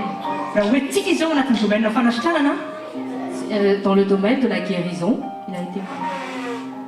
afaka hoentsika izy amin'ny domaine fanasitrahana Nous pouvons le mettre dans le domaine de la guérison. dia afaka terenitsika ohatra hoe fa ny fahasoavan'i Jesosy Et nous pouvons dire que c'est par la grâce de notre Seigneur Jésus, hoe nataona rary misy Jesosy, il s'est fait malade, tena matiatika misy Jesosy, il a été mort, niaritra ny tena mafy indrindra Jesosy. il a supporté les douleurs et les souffrances Maninona mba ahafahantsika maninona misitraka fanasitranana afin que nous puissions jouir de la guérison. tenenaka hoe fahasoavan'Andriamanitra le izy hoe Dis à la personne à côté de toi, c'est la grâce de Dieu. mila miaintsika sy mila miaraka amin'ny grâce de Dieu io. Amen. Nous devons apprendre à vivre avec la grâce de Dieu. Ary Paul dia nafantatra n'io zavatra io tsara. Et Paul connaissait cette vérité. Nisy fotoana Paul nisy tsily teo amin'ny fiainany. Mivavaka izy nandohalika iny teny hoe asory amiko ty Andriamanitra hozy izy. Il y avait un moment où Paul avait une écharde et il avait prié pour demander à Dieu de doter cette écharde. Dia tsy afaka mihitsy izy na dia mivavaka sy nandohalika ary Paul. Et l'écharde n'était pas partie malgré qu'il s'est agenouillé pour prier. Dia hozy izy Andriamanitra tamin'ny Paul ampetrahanao. Et Dieu avait dit à Paul de se poser. Fahasoavako izy dia ampy ianao. Amen. Et Dieu lui avait dit comme quoi sa grâce lui suffisait. Dia zao amin'izay fahasoavana tompoko tsy zavatra vita tsy zavatra angatahana fa zavatra omenanao fotsiny dia izy. Amen. La grâce n'est pas quelque chose qu'on demande, c'est une faveur que nous recevons. Tsisy zavatra hoe mila tsy zavatra misy effort be ataonao zany satria le izy milenanao na dia tsy mérité ary ianao. Amen. C'est pas quelque chose que l'on reçoit par nos efforts, mais c'est quelque chose que Dieu nous accorde. Zay ny définition grâce tompoko. C'est la définition de la grâce. Raha mijery tsika zao ny grâce présidentielle Si nous regardons la grâce présidentielle, dia misy ohatrany hoe misy zao olona fa tueur sy assassin tena condamné fa tokony à perpétuité. s'il y a par exemple un criminel qui aurait dû être condamné à perpétuité, dia mijoro fotsiny président de la république hoe hoafahako izy tsoro fotsiny. et si le président se lève pour juste dire que je veux le libérer, ka nafaly ny juge na tsy faly ny juge na ny tsy faly ny olona afahako izy zay fotsiny. que le juge soit content ou pas, le président a décidé de le libérer. Tsy hoe nanao effort le gadra hoe nanao bonne conduite tao ampigadrano C'est pas parce que le criminel avait fait une bonne conduite en fa tena grâce prison. fotsiny décision avy le président hoe libéré fotsiny tsotro zao io gadra io. C'est juste une grâce qui vient du président de la République pour le libérer. Amen. Amen. Ka ohatray koa ohatray koa ny grâce de Dieu tsy misy effort ataontsika ianao hoe impérer plaire-n'Andriamanitra tsika fa miankintsika amin'ny grâce de Dieu fotsiny. Amen. Il est de même pour la grâce de Dieu. Ce n'est pas parce que nous avons fait des efforts pour mériter quelque chose. Satria misy zavatra tsy vitan'ny vavaka tompoko Parce fa qu'il y a fahasoavan'Andriamanitra mahavita an'le izy. Il y a Amen. des choses qui ne s'obtiennent pas que par la prière, mais que par la grâce de Dieu. Ka tsy haiko inona mety bangy eo amin'ny fiainanao fa tsy nonoko anaran'ny Jesosy fa hofenon'Andriamanitra amin'ny fahasoavany zany ianao amin'ny anaran'i Je ne Jesosy. sais pas quel est le vide dans ta vie, mais je proclame que la grâce de Dieu le remplisse. Amen. Amen. Dia zay no mahatonga an'Andriamanitra teneniko hoe fahasoavana dia fanomezana teneniko ekeny hoe fahasoavana hoe fanomezana. La grâce de Dieu est un don. Dia zay no mahatonga an'Andriamanitra manome mo 1 Corinthiens 12 fanomeza fahasoavana. Et c'est pour ça que Dieu, dans 1 Corinthiens 12, nous donne les dons spirituels. Haintsika daholo ny don spirituel rehetra ao anatin'ny 1 Corinthiens 12. Nous connaissons les dons spirituels dans 1 Corinthiens 12. Nomenantsika maim-pony ireny. Dieu nous donne ça gratuitement. Dia ozy ny ten'Andriamanitra rehefa vakitsika tsara ny 1 Corinthiens 12 mena fahasoavana ozy izy amaniny amin'ny fanasitrana amin'ny fananganana ny maty. Et Dieu nous dit qu'il nous donne les dons de miracles, de ressusciter les morts. Amen. Amen. Ny fahasoavana tompoko tsy ilaina nan-danitra fa entina ampiasaina fahasoavana. Amen. Les dons ne nous est pas utiles au ciel, mais c'est sur terre. Any an-danitra tompoko tsy misy olona marary zany. Au ciel, il n'y a pas de malades, Eto misy marary dia misy ny olona sitraniny. mais c'est sur terre qu'il y a des malades qu'il faut guérir. Dia manome fahasoavan'Andriamanitra mba manina nasitrana marary. Et Dieu Amen. nous accorde des dons spirituels pour guérir. Amen. Amen. Ka ampiasao ilay fahasoavan'Andriamanitra zay omen'Andriamanitra anao. Donc utilise les dons que Dieu te donne. An-danitra any koa tsy misy hoe olona hoe mbola ino zany fa olona efa mpino daholo mitafiditra any an-danitra. Au ciel, il n'y a pas des gens Fa eto mbola mila mino croyants, dia mais c'est mila sur mena ny terre qu'il faut fahasoavana croire. finono. Amen. Et nous devons activer le don par la foi. Ka ny fahasoavana tompoko mitondra koa fahasalamana ao aminao. Amen. Et la grâce de Dieu aussi apporte la guérison dans notre vie. Navadiky ny grâce zany ny fanasitranana dia akapoka tamin'i Jesosy. Amen. La guérison donc a été transformée dans la grâce divine. Teneniny akaikinao ao ambadika io aretinao ihany hoe misy ny fanasitranao anao. Amen. Dis à la personne à côté de toi, c'est derrière cette maladie qu'il y a ta guérison. Amen. Nefa ny fahasoavana io dia nomen'Andriamanitra antsika tamin'ny lalana fanamasina ao anatsika. Amen. Cette grâce nous a été donnée par le Saint-Esprit qui nous a été aussi donnée. Amen. Donc nous ne demandons pas pour que nous soyons guéris, mais nous activons, nous provoquons la guérison par la grâce. Nous devons juste avoir foi sur l'œuvre que Jésus a accomplie sur la croix. Que Jésus a déjà porté notre maladie. Nous le recevrons par la foi. Nous acceptons cette vérité et nous voyons la guérison. Ce n'est pas par tes efforts, mais c'est par ton acceptation de ce que Jésus a déjà accompli sur la croix. Amen. Amen. Romains chapitre 8, verset 11. Romains chapitre 8, verset 11.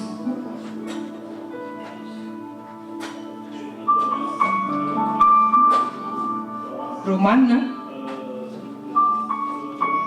toute faveur, on dit une femme avec un fou. On a regardé Jésus. Alors, une femme, elle a regardé Jésus, t'as maté, nous mitoetra ao anatinareo, dia izay nanangana Kristy Jesosy tamin'ny maty koa no amenina ny tenareo mety matimaty amin'ny fanahy. Amen. Et si l'esprit de celui qui a ressuscité Jésus d'entre les morts habite en vous, celui qui a ressuscité Christ d'entre les morts rendra aussi la vie à vos corps mortels par son esprit qui habite en vous. Amen. Sokafy tsara amin'izay masom-pananao eto. Zay rehefa tsara fa vitan'ny fanamasina io nanangana an'i Jesosy maty amin'ny telo natao am-pasana. Le Saint-Esprit a pu ressusciter Jésus mort depuis 3 jours. Et quand nous avons donné notre vie à Jésus, Jésus nous a accordé son esprit.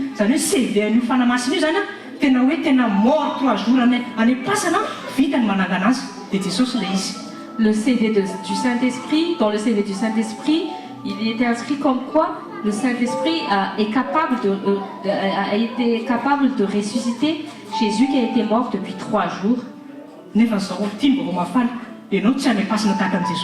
Et la bonne nouvelle est que toi, tu n'es même pas dans le tombeau.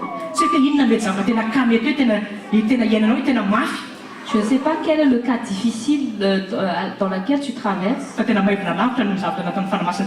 Sache que c'est plus léger que ce que le Saint-Esprit a accompli dans la mort de Jésus.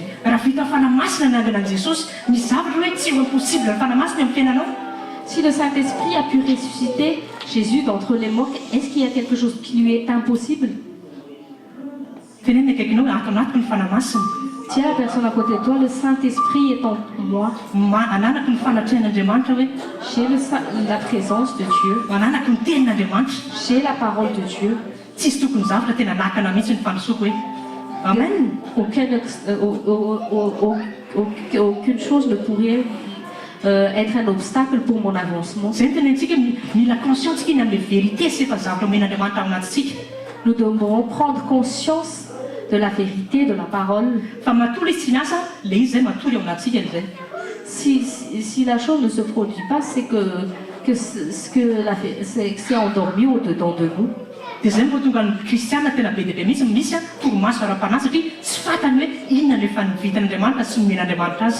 c'est pour ça qu'il y a beaucoup de chrétiens endormis parce qu'ils ne prennent pas conscience des choses que Dieu leur donne et des choses que Dieu puisse accomplir dans leur vie. Amen. Amen. Sois ferme.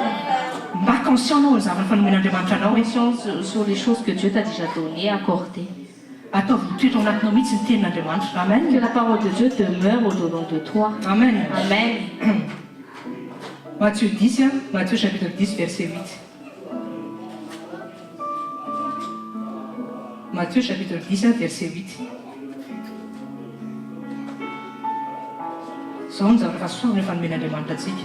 Amin'ny haveren'i Jesosy, sitrany marary, atsangany ny maty, jiovy ny boka, avoiny ny démonie, efa nazy mamempaona ianao, komanimaiza mamempaona. Amen. Guérissez les malades, ressuscitez les morts, purifiez les lépreux, chassez les démons. Vous avez reçu gratuitement, donné gratuitement.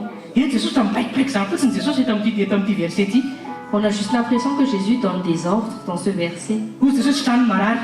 Jésus avait dit, Guérissez les malades, atsangano maty ressuscitez les morts. dia eto amin'izay mametra-panontanianao Andriamanitra zao mihitsy ny teninao hoe atsangano maty. Je te pose une question et c'est Dieu lui-même qui te dit de ressusciter les morts. Ianao hoe vonina ino hoe Andriamanitra maneraka anao hanangana maty dia tena rehefa misy maty koa ianao hanangana dia tena ino ianao fa hitsangana io maty io. Et est-ce que toi aujourd'hui tu serais prêt à croire que si Dieu t'envoie de ressusciter un mort, est-ce que tu peux croire à cela? Tenenina akaikinao matoa Andriamanitra maneraka hoe efa izy ihany na mamaritra mivokatra mivadika. Dis à la personne à côté de toi, si Dieu t'envoie de le faire, c'est qu'il assure. Amen. Ozy Jesosy hoe tahaka ny nanirahan'iray aho izy nanirahako anareo. Et Jésus avait dit, c'est comme le Père m'a envoyé, que moi aussi je vous envoie. Zany hoe le fomba n'Andriamanitra atao amin'ny Jesosy mihitsy koa zany a misy atsika rehefa mananatanteraka tsika zay lazain'ny Andriamanitra amintsika. Amen. C'est-à-dire que c'est comme que Dieu a envoyé Jésus, que nous aussi nous sommes envoyés. Ka tsy haiko ohatrany ahoana ny eritreritao rehefa miteny Andriamanitra hoe atsangano maty. Je ne sais pas comment tu peux recevoir fa za raha miteny Andriamanitra za tena vonona mihitsy fanangana maty anaran'i Jesosy satria efa menana kapasité anaovana moi je an'izay. peux Amen. te dire que je suis prêt à y aller si Dieu m'envoie de ressusciter un mort. dia vavolombelona amin'ny fatsangana maty io a taty Sabrina le voisinanay efa nitantaraka amintsika tena fa maty quelques minutes mihitsy izy a tena tsy niteny tsony ny fony satria le devoly niataky azy tamin'izy le natake ny devoly zany tamin'ny sy esprit malin be dia tao anatiny dia tena nipanipaka izy tany a nanao tena ohatrany hoe tena olona le voan'ny devoly reny dia nisy foana izy tena tsy voatazona tsony mihitsy a dia tena maty mihitsy izy. Et je peux vous témoigner que de par notre voisine au 4e étage, parce qu'elle a été possédée et malmenée par le diable, nous avons été témoins qu'elle a vraiment été morte pendant quelques minutes et nous avons prié pour elle pour la ramener à la vie et nous avons été témoins que Dieu l'a ressuscitée d'entre les morts. Et je médite toujours cette parole qui dit que Jésus nous envoie pour ressusciter les morts. Et moi je dis que je crois à Dieu et à sa parole. Pourquoi j'hésiterais à ressusciter un mort? Si Dieu me le dit de le faire, c'est que je fais juste ce qu'il me demande de faire.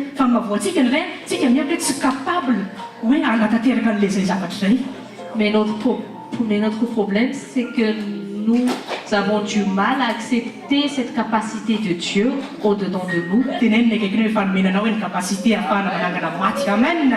à la personne à côté de toi, Dieu t'a déjà donné la capacité de ressusciter les morts. Amen. Amen. La capacité de guérir les malades aussi t'a déjà donné. Amen. Amen. Sabrina a été ressuscitée, gloire à Dieu.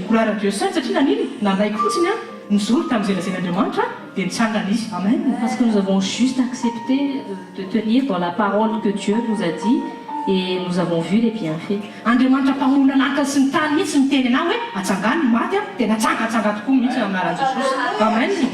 Dieu créateur me dit de ressusciter les morts, et bien nous avons été témoins d'avoir ressuscité un mort.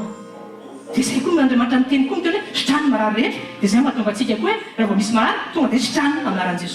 le même Dieu qui nous dit d'aller guérir les malades. C'est pour ça que nous n'hésitons pas d'imposer les mains aux malades pour qu'ils soient guéris.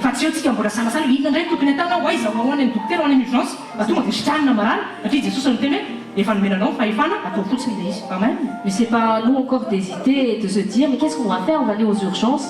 Nous obéissons juste à la parole du Seigneur, nous imposons les mains aux malades, nous chassons les maladies pour qu'ils soient guéris. Tiens la parole à côté de toi, c'est simple d'être avec Dieu.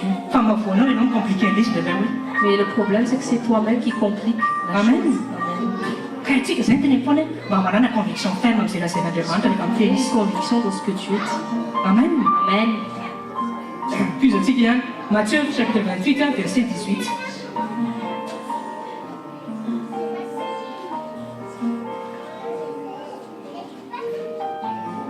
Matthieu chapitre 28, verset 18. Anaran'i Jesosy, toute puissance m'est donnée dans le ciel et sur la terre. Amen. Amen. Jesosy efa niteny an'io a, ozy efa nomena anao izy ny fahefana rehetra avy any an-danitra dia ozy andananareo izy mahatsy disciple meko anareo koa zay puissance zay. Amen. Jésus avait dit que tout pouvoir lui a été donné dans le ciel et sur la terre. Et il nous le donne et nous ordonne de partir. Tenenina akaikinao ny capacité divine mihitsy nefa namen'Andriamanitra ao anatinao hoe tenenina Tiens akaikinao. la personne à côté de toi, Dieu t'a accordé la capacité divine. Amen. Amen. Dia zay ny teneniko hoe matsika mavoatsika tsy mahita vokana indray a le siantsika mbola tsy manaiky an'ilay satria mbola rationnel loatra sika indray. Notre problème, c'est notre rationnel. Mbola mijery tsika naranofo be loatra rehefa misy situation anankiray. Nous regardons les choses à la vue rationnelle. Amen. Amen. Fa mba midiry amin'izay amin'ilay ara-panahy. Amen. Nous devons être conduits par l'esprit. Ka io a miankina amin'ny safiditsika foana ilay izy.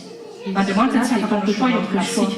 Dieu ne veut pas choisir à notre place. Fa rehefa anaikytsika ny aligné amin'ny fisainan'Andriamanitra anatin'ny fisainatsika dia ahitan'ilay vokatra koa tsika amin'izay fotoana izay. Et Amen. à partir du moment où nous acceptons d'aligner notre pensée à la parole de Dieu, nous allons voir les résultats. Dia jereo tsara nge tantaran'i Jesosy tena tevon'Egypte Jesosy tsy mba sasaka be izany rehefa nisy narary au fait.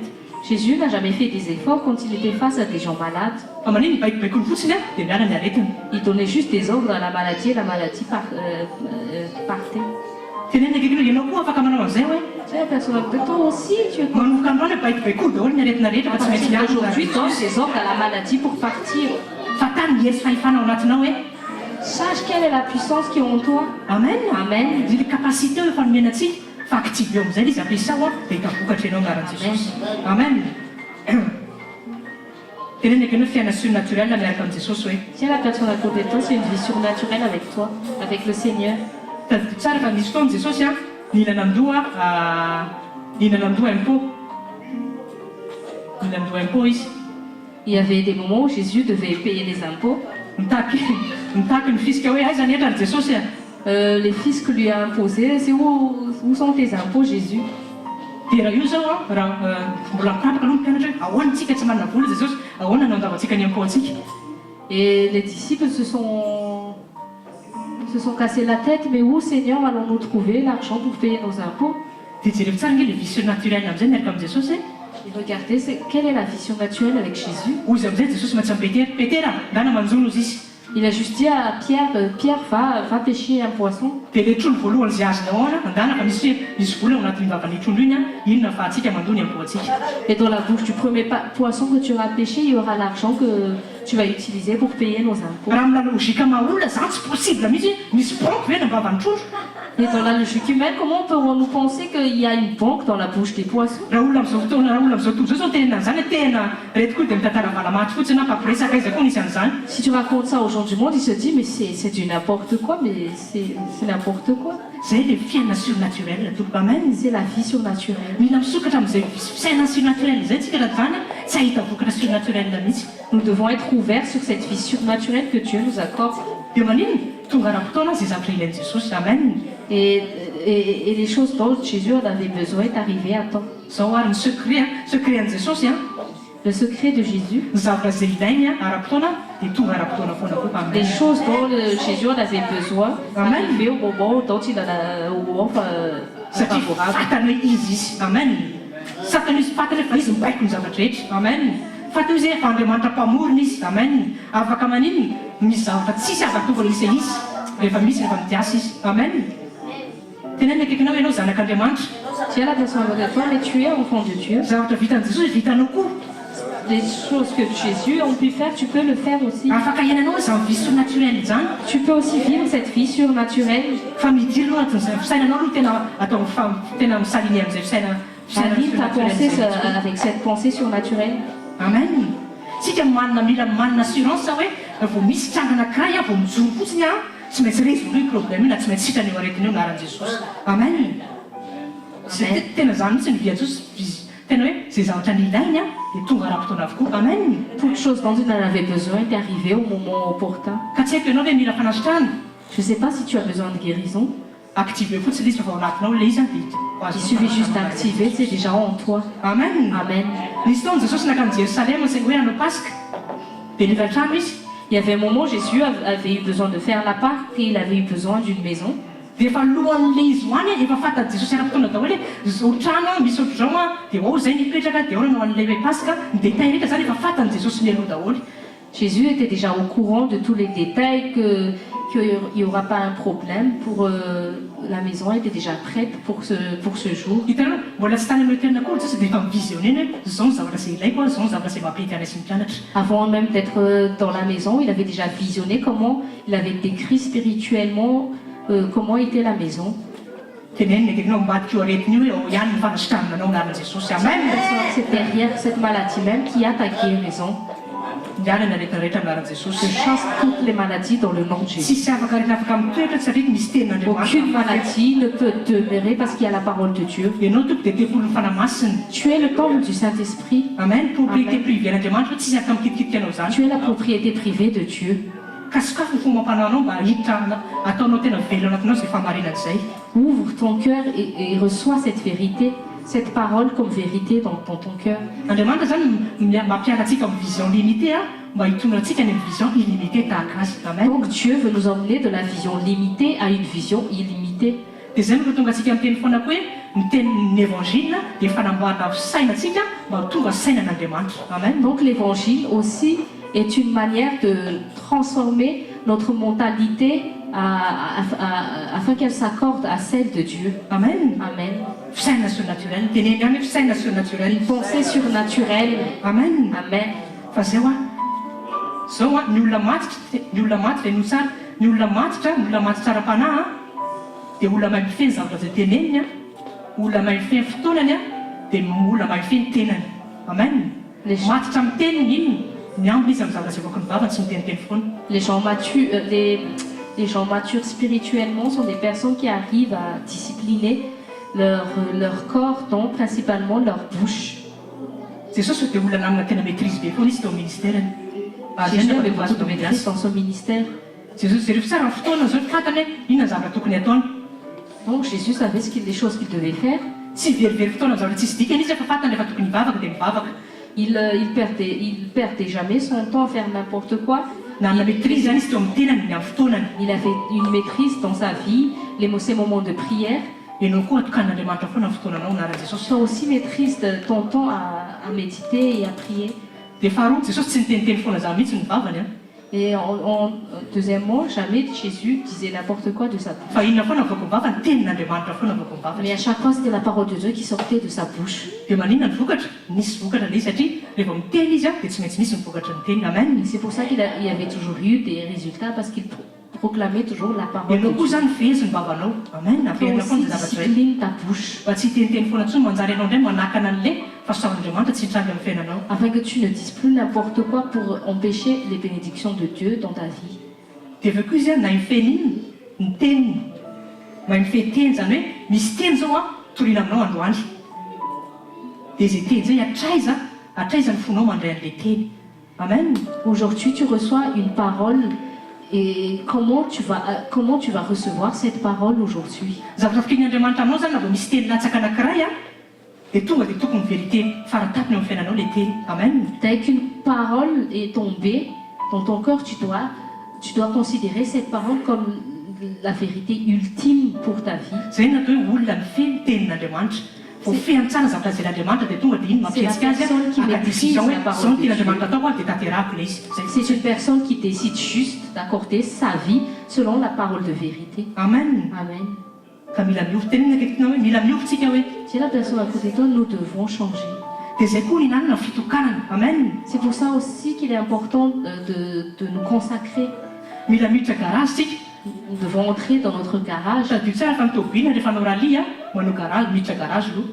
Une voiture doit toujours entrer au garage avant de faire. Satria verifiena daholo ny fil sy ny pièce rehetra hoe tena ao tsara daholo ve mba tsisy panne rehefa maninona rehefa mandeha ny rally.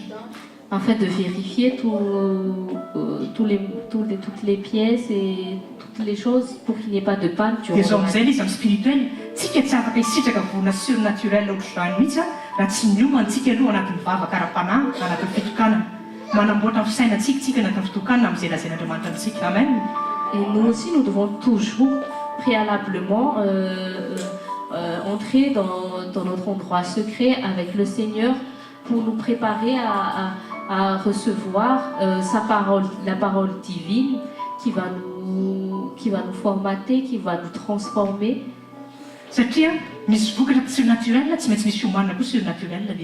Parce que tu ne peux pas recevoir les choses surnaturelles sans que tu ne sois pas préparé aussi surnaturellement.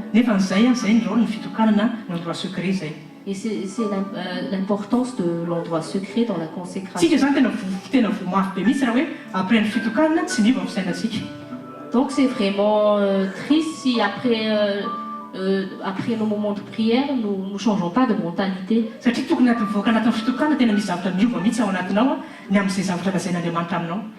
Nous devons voir un changement radical au-dedans de notre pensée après chaque fois que nous sortons de notre endroit secret avec le Seigneur.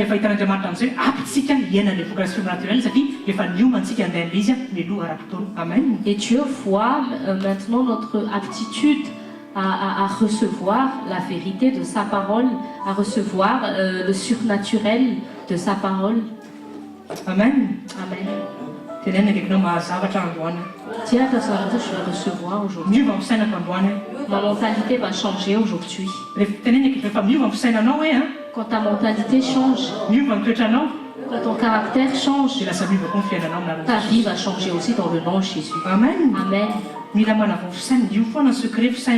Renouvelle ton intelligence. C'est pour ça que nous insistons, mais ne parle pas trop pour ne rien dire. Et apprends à discerner toujours la voix du Saint-Esprit dans le silence. Parce que Dieu dit toujours, nous parle toujours et nous devons discerner sa voix. Ne parle pas trop et ne passe pas trop ton temps à écouter les autres. Concentre-toi sur ce que Dieu te dit. Amen. Amen. Nous allons nous lever, prier pour remercier de sa parole.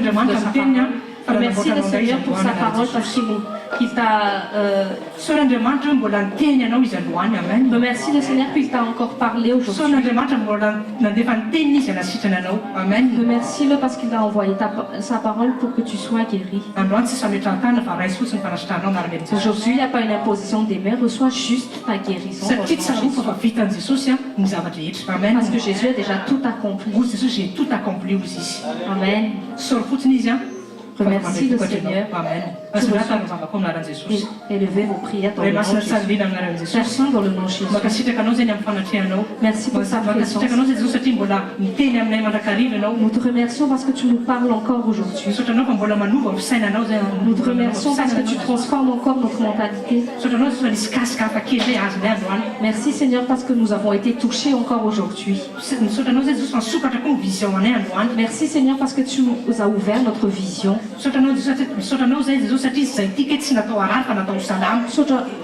Merci Seigneur parce que tu ne nous as pas créés pour être malades. Merci parce que nous sommes le temple de son Saint-Esprit. Nous sommes ta propriété. Que la maladie n'aime pas. Merci pour nos vies changées. Merci pour toutes les maladies qui ont été chassées et guéries. Merci pour tous les jougs brisés aujourd'hui. Merci pour les douleurs qui sont parties aujourd'hui. Merci pour toute grosseur qui sont parties. Merci pour la guérison totale en notre esprit, âme et corps. Nous croyons en toi, Jésus. Nous croyons que tu as tout accompli. Nous recevons juste. Parce que nous savons que tu nous le donnes. Merci aussi Seigneur pour tous les témoignages. Parce que quand tu envoies ta parole, les guérisons sont obligées.